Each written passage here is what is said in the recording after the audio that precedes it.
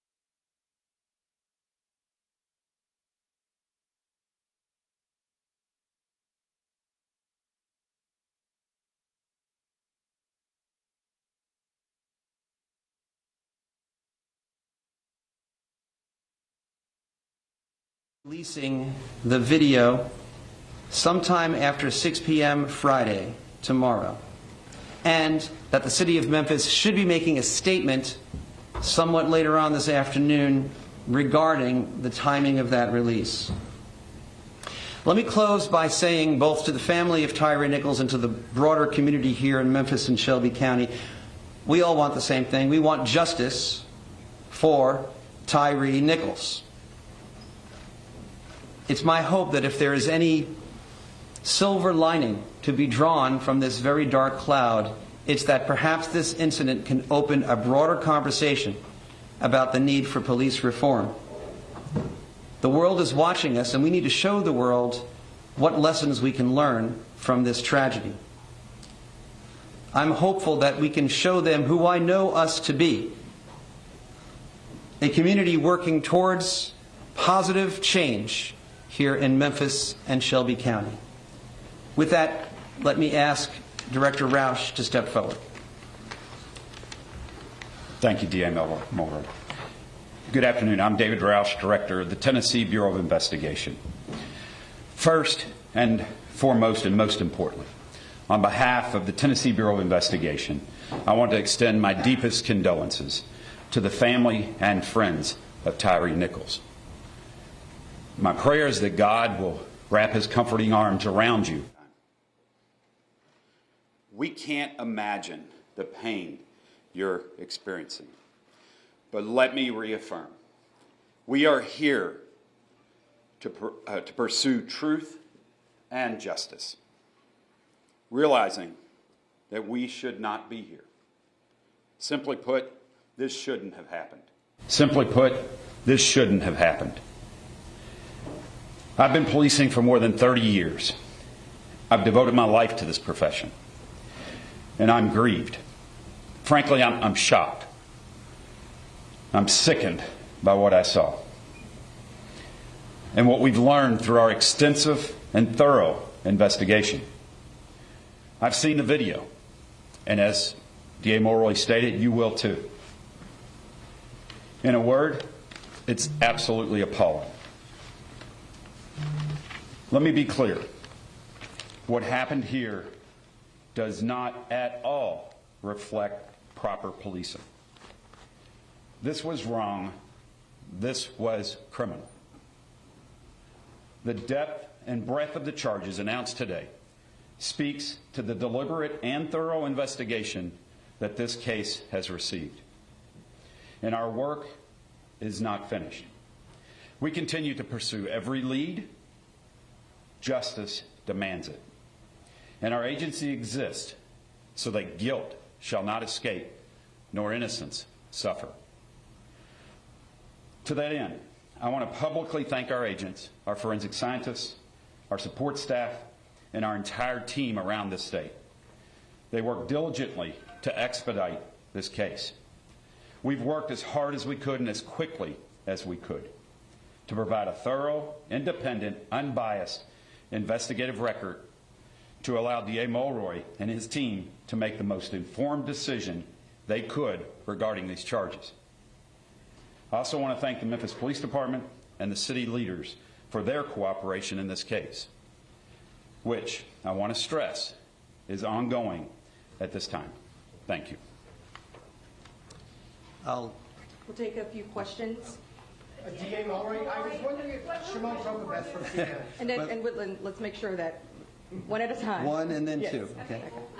And you say the investigation is ongoing. Does that include other officers that were alluded to in C.J. Davis's address last night, and also could it also involve the other EMTs and personnel from the fire department? Nothing we do today or did today precludes the addition of any further charges regarding any of the people that you mentioned.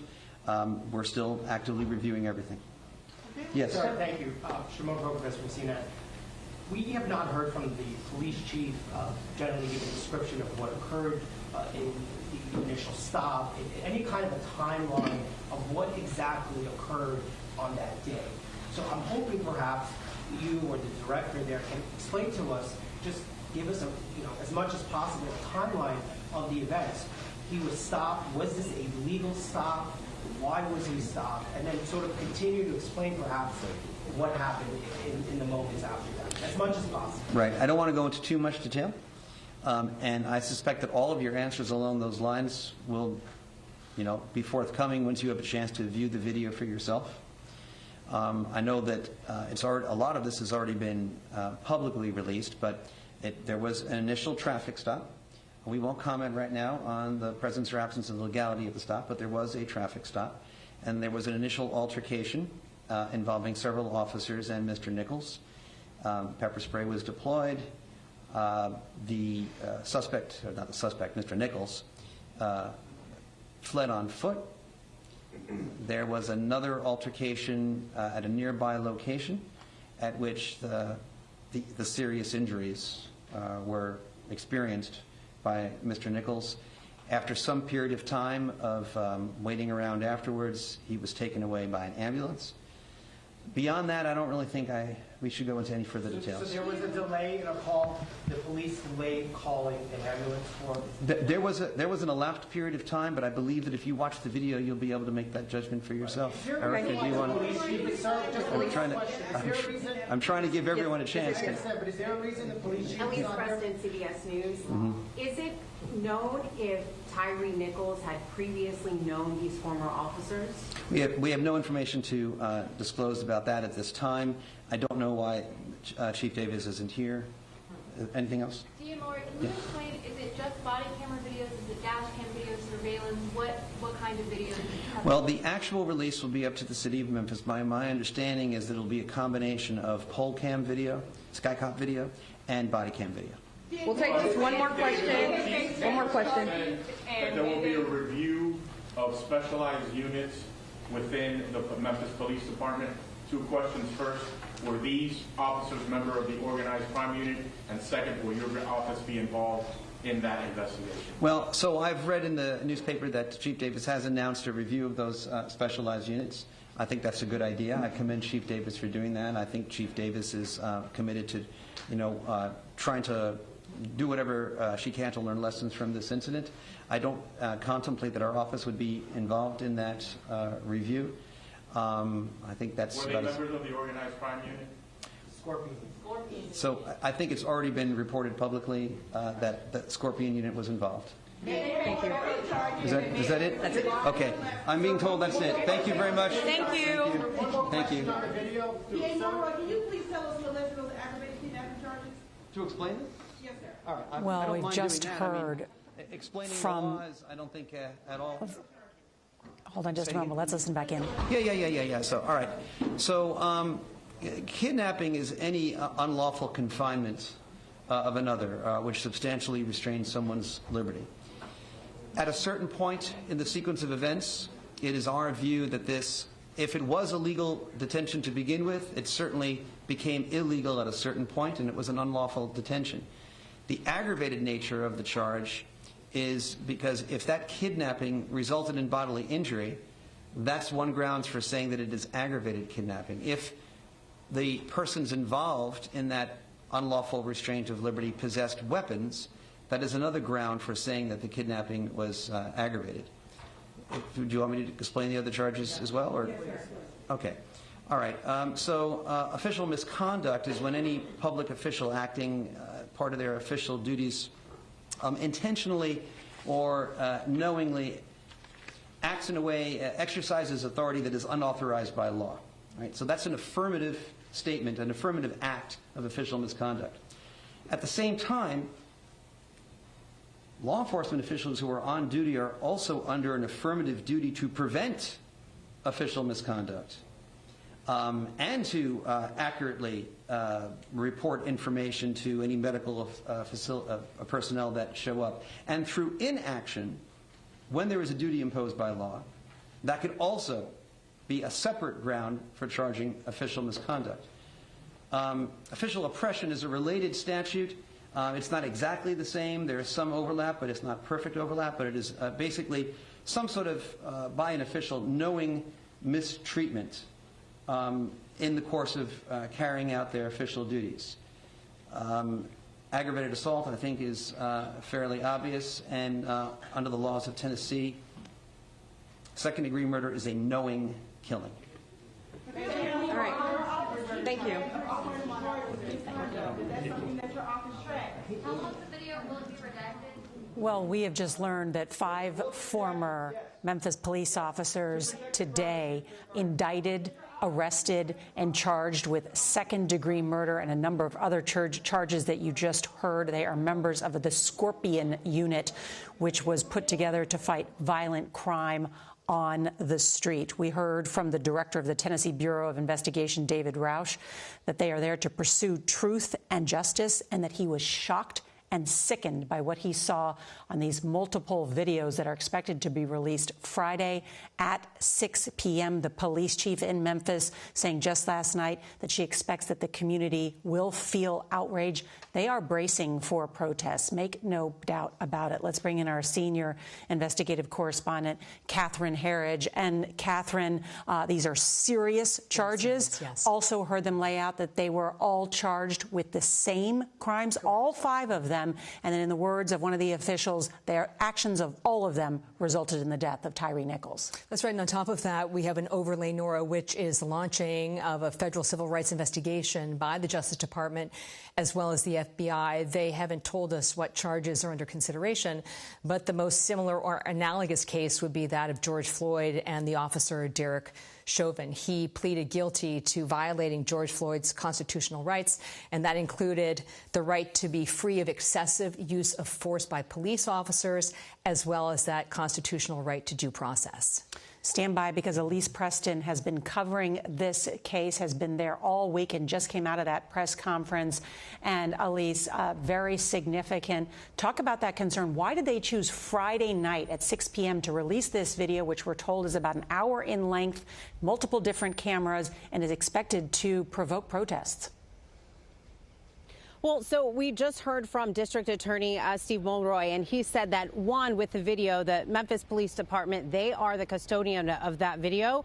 So the video will be released by the police department, by the city. We do know that this video, they are still kind of working through investigations, right? We do know that with the officers being charged, that they have enough to go on right now to charge them with that.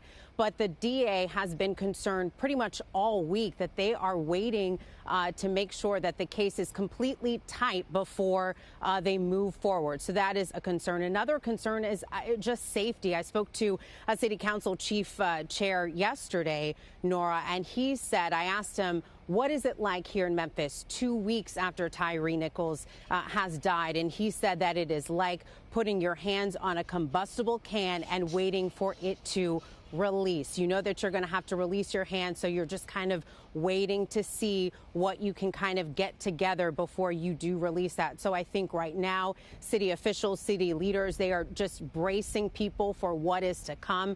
You mentioned that video statement placed on Twitter last night about 10:30 here local time from the chief, and she told people that you are going to see things that are troubling. She called that video inhumane. She said that it was heinous. And so I think they right now are just trying to prepare the public both here in Memphis and across the country, Nora. Yeah, I mean, some dire warnings ahead of this video release. We are learned today that these 5 former officers were part of a Scorpion unit, as it is called, a group of some 50 officers that was put together to fight violent street crime.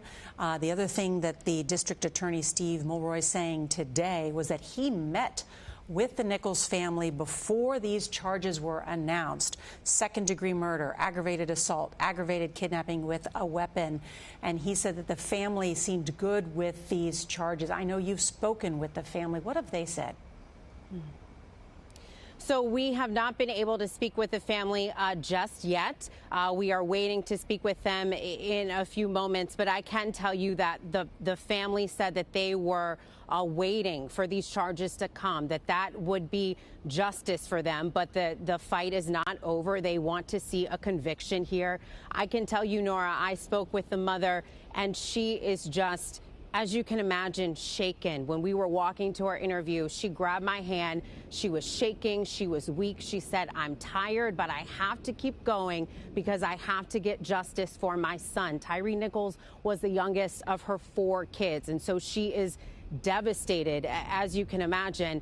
Nora, I'd like to go back, though, to DA Mulroy, right? Because I just want to paint a little background on him contextually.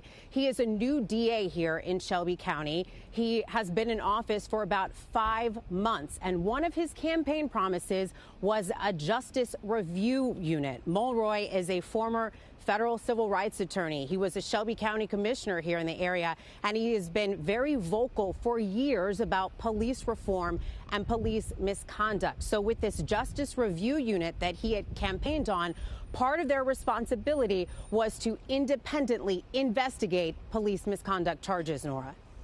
So he is following through on that. Elise, Preston, thank you. You have been doing incredible reporting on the ground there in Memphis. Let's bring in Ricky Kleeman, our CBS News legal analyst. Ricky, walk us through these very serious charges. Serious indeed, Nora. I think it's very important to start with the fact that reason for second-degree murder rather than first-degree murder, because people will be saying, well, why isn't it first-degree murder? First-degree murder has premeditation, whereas second-degree murder is intentional. And what you have here is the underlying factor of this aggravated assault that continued to continue. And under Tennessee law, that is the written law as well as case law, what we wind up with is the intent to inflict serious bodily injury from the aggravated assault. If it looks like what we expect this video to look like from every description we have been given, that it really does become intentional conduct. And if they are convicted of second-degree murder, you're dealing with a Class A felony that has a punishment of 15 to 60 years. Serious indeed. That's really the lifetime of any of these pleas if it goes toward the maximum. And what about, many people have been asking about that specific charge of aggravated kidnapping with a weapon. Explain that.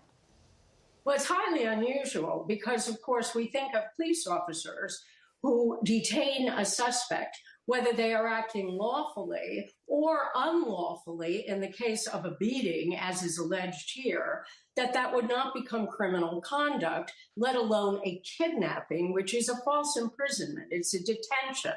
But as the district attorney just explained, he felt, or the grand jury felt, which is more accurate, that what had happened here was, even if the original detention were lawful, that eventually the conduct made it unlawful. And when you have this kind of serious bodily injury, in addition to the deadly weapon, because of course the police officers are armed, the grand jury felt that aggravated kidnapping was appropriate. Class B felony, long imprisonment, 8 to 30 years. All right, Ricky Kleeman, thank you for joining us. Just should note, too, this just in, a White House official saying the President of the United States has also been briefed on this Tyre Nichols case. There could be a statement coming shortly from the President as well. Concern about what happens on Friday night, 6 p.m. Central Time, when this approximately, we're told, hour-long video is released that includes not only body cam video from these police officers, but apparently some stationary video as well that is expected, in the words of the police chief there, expected to provoke outrage. Our coverage will continue on CBS News streaming your local news, and we will have a full wrap-up tonight on the CBS Evening News. This has been a CBS News